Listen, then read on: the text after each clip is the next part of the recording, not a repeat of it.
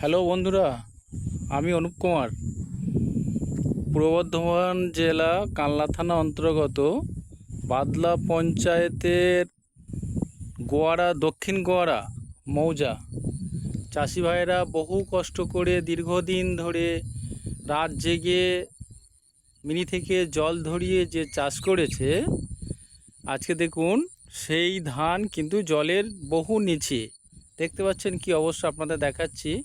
এটা দক্ষিণ গোয়ারা মৌজা, কি অবস্থা, সমস্ত ধানটাই কিন্তু জলের নিচে।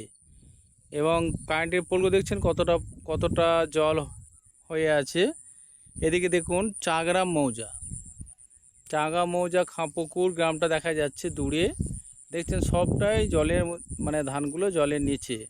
সামনে বহরা সোজাসুজি, আপনার এখন যেটা দেখাচ্ছে সোজাসুজি বহরা।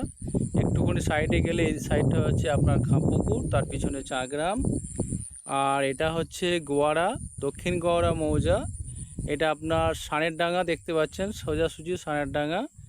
এদিকে সাইডটায় গেলে আপনি আবার সিঙে বা কোমরপাড়া আশ্রম টাশ্রমগুলো একটু দেখতে পাবেন। এ সাইডে আপনি দেখতে পাচ্ছেন সিঙ্গারকর মৌজা কাঁচারগড় গ্রাম।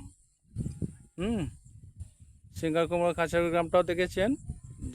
ধানগুলো সব জলের নিচে। ওই গ্রামের কাছাকাছি কিছু আলুর জমিগুলো ধান এখনো মতো জেগে আছে, বাকি সবই জলের নিচে দেখতে পাচ্ছেন কাঁচারগড়। এবার দেখুন আপনারা এ সাইডটায় বাদলার স্কুল দেখুন, বাদলার স্কুল পর্যন্ত জল ঠেল দিয়েছে, মানে সমস্ত ধান জলের নিচে। স্কুলটা দেখুন একটু অনেকটা উপরে আছে বলে স্কুলের গোড়ায় গোড়ায় সব জল চলে গেছে। এদিকটা আবার ধাপাসপাড়া দেখুন, ওই সাইডটা ধাপাসপাড়া। আর এই যে নিকাশি ব্যবস্থা যেটা আছে সরকার থেকে, যে নিকাশি ব্যবস্থা যে ক্যালেন করা হয়েছিল, তার কি অবস্থা দেখতে পাচ্ছেন।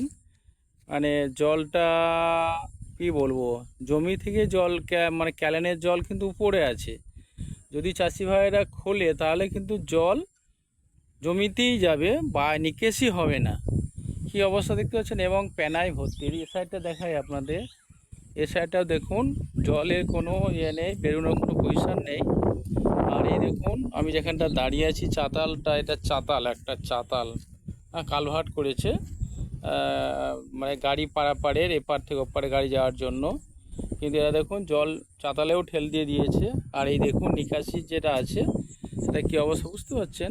নিকাশিগুলো সব বন বাজারে ভর্তি হয়ে গেছে, কোনো নিকাশি কোনো পজিশন সেরকম নেই, জল ঠেকে দাঁড়িয়ে আছে। খুললে বঞ্চ জমিতে যাবে, জমির জল কিন্তু নিকাশিতে আসবে না, এরকম পজিশনে হয়ে আছে। তাহলে মানুষ কোথায় যায় বলুন, চাষি ভাইদের অবস্থা কীরকম। চাষি ভাইদের সব মাথায় হাত। বৃষ্টি কিন্তু এখনও হবে বলছে, আজকে রাতেও বৃষ্টি হওয়ার কথা আছে, কাল থেকে নাকি কুয়াশা হবে। তাহলে এরপরে চাষিরা কী অবস্থায় থাকবে দেখতে পাচ্ছেন, প্রায় গ্রামের কোলে কোলে জল ঠেলে দিয়েছে। হ্যাঁ, ঠিক আছে, এখন আমি এইটুকু দেখাচ্ছি, পরবর্তী ভিডিও পরে আপনাদের আবার আপডেট করে দেখাবো।